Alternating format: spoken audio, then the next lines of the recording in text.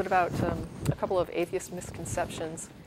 This would be misconceptions applied to atheists, not misconceptions that they have. Right. And I wanted to look specifically at why are you angry at God and you're searching for God.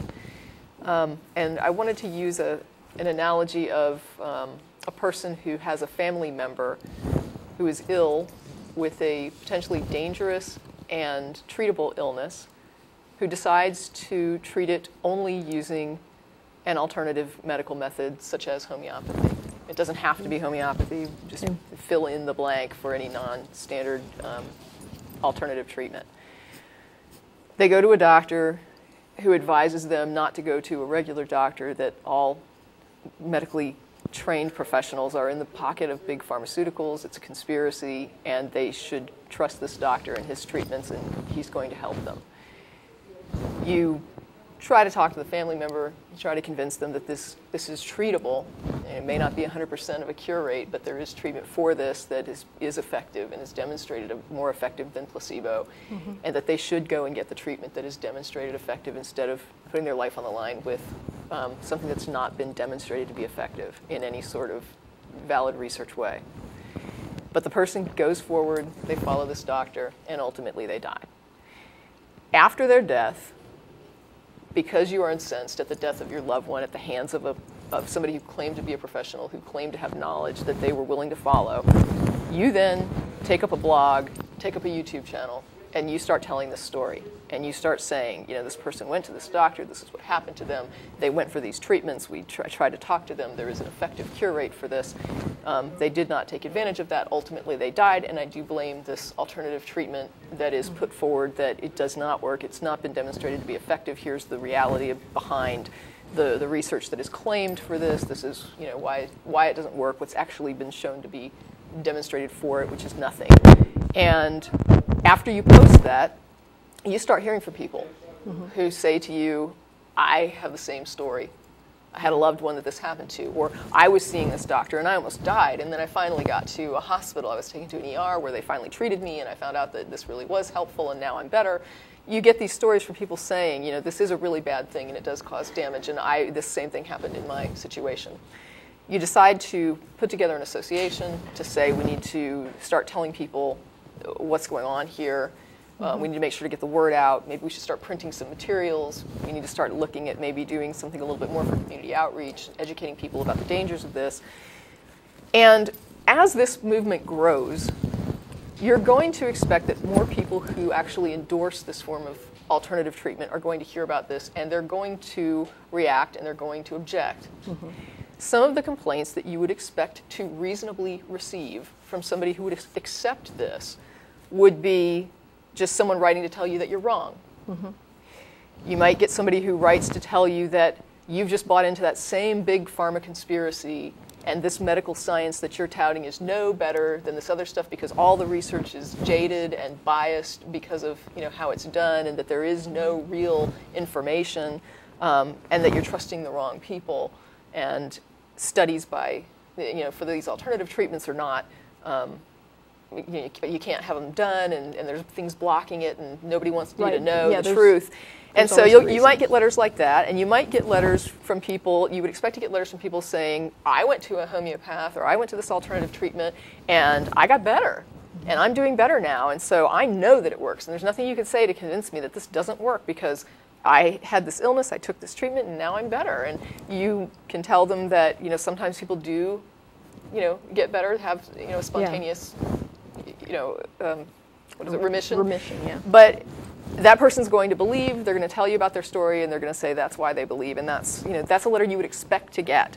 And you might even, believe it or not, expect to get letters from people who actually agree with you that the alternative treatment doesn't work, but say, a lot of people have a placebo effect from it. It has this helpful benefit to it, and so maybe you should just lay off a little bit and let people take comfort in the fact that they're being treated for this illness, even if they're not actually being treated. And sometimes these doctors work in conjunction with a real medical doctor, and so we should probably, you know, not be so down on this and maybe just take it with a grain of salt that this sometimes helps people, and acknowledge that there's some help that comes, there's some good that comes of this.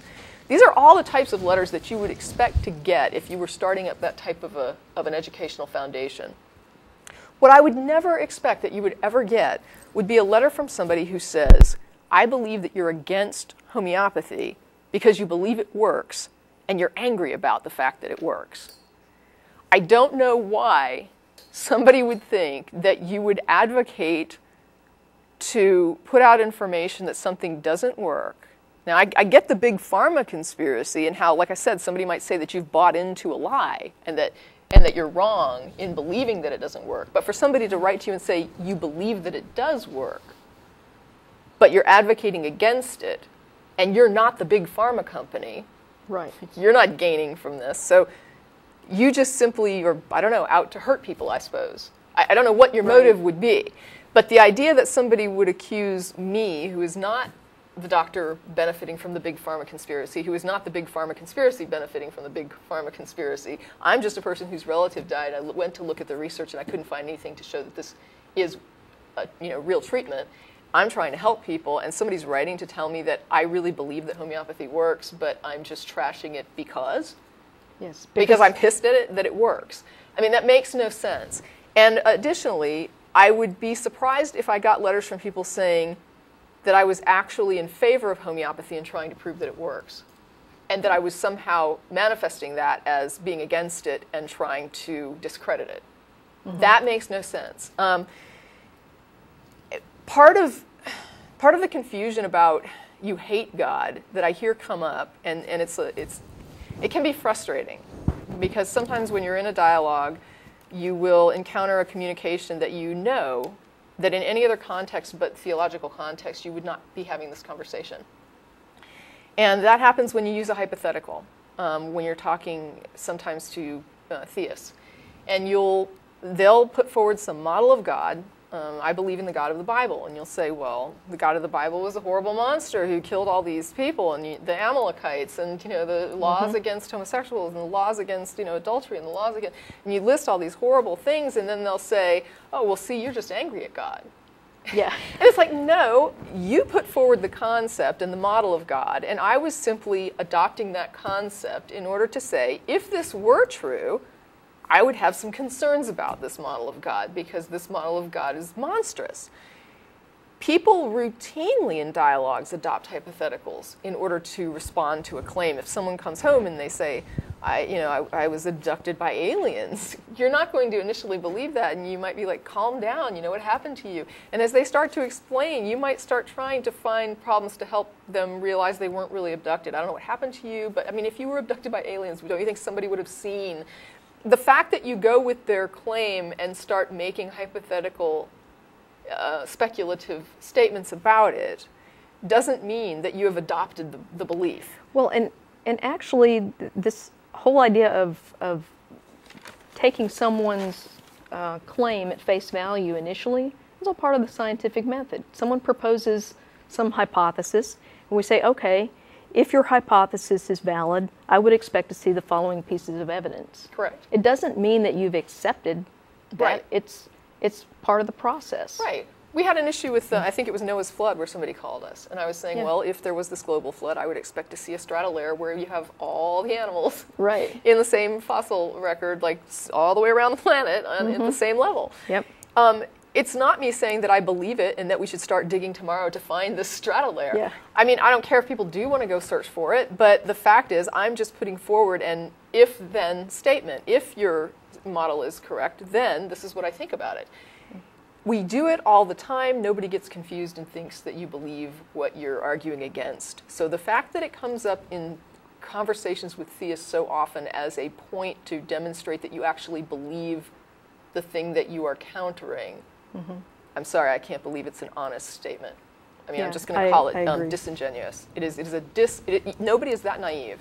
This is a tactic that is so common in conversation and in debate and in dialogues and in daily conversations with anything that you disagree with, that I cannot reasonably give somebody the benefit of the doubt that they are so unfamiliar with this line of response that they would confuse it with adopting the position that you're arguing against. I can't. You're not being honest, or you're not being reasonable for some reason, where outside of this realm you would be.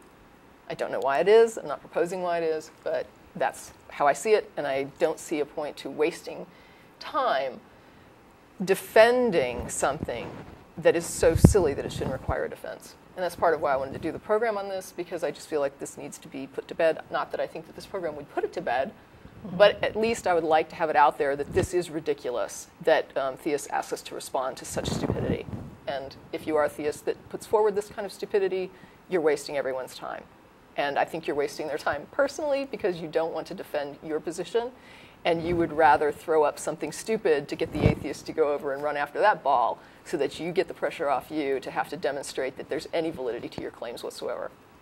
My theory. Yeah. My hypothesis, whatever you want to call it. The content of this video is produced by the Atheist Community of Austin, a nonprofit educational organization promoting positive atheism and the separation of church and state. If you enjoyed this content and are willing and able to provide a donation, please visit the website below.